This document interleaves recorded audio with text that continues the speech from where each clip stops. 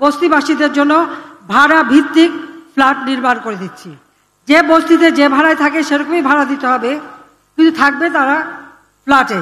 শুধু বড় লোকরা ফ্ল্যাটে থাকবে সেটা তো হতে পারে না। আবার ওই রিক্সাওয়ালা থেকে শুরু করে দিনমজুরও ফ্ল্যাটে থাকবে। আমরা সেইভাবেই স্বল্প ভাড়া, কেউ যদি প্রতিদিনের ভাড়া দিতে চায় সে ব্যবস্থা আছে, কেউ যদি 7 দিনে ভাড়া দিতে চায় সে ব্যবস্থা হবে, কেউ মাসে ভাড়া দিতে চাইলে সে ব্যবস্থা হবে।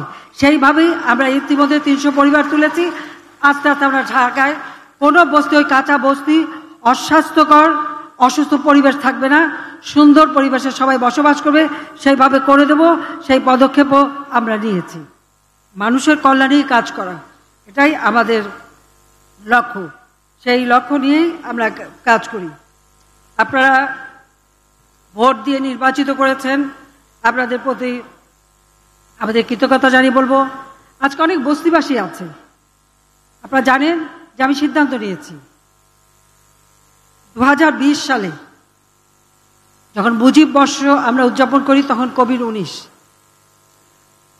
আমরা প্রোগ্রাম নিলাম মুজিব বর্ষ উপলক্ষে বাংলাদেশের প্রতিটি ভূমিহীন গৃহহীন মানুষকে বিনামূল্যে তার নিজের এলাকায়, যার যার জেলা, উপজেলা, ইউনিয়ন বা এলাকায়, সেখানে তাদেরকে 2 কাঠা জমি এবং একটা ঘর, 2 কামরা বিশিষ্ট,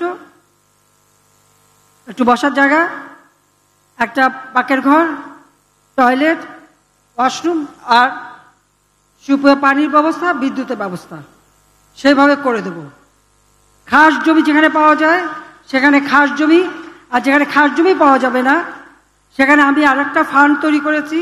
সেই ফান্ডে বঙ্গবন্ধু মেমোরিয়াল ট্রাস্ট থেকে আমি 5 কোটি টাকা দিয়েছি। আমরা আমাদের বোর্ড, আমরা 5 কোটি টাকা দিয়েছি এবং আরো অনেকে অনুদান দিয়েছেন। আমরা যেখানে জমি পাওয়া যাচ্ছে না, জমি কিনে আমরা এই ভূমিহীন গৃহহীন মানুষকে ঘর করে দিচ্ছি।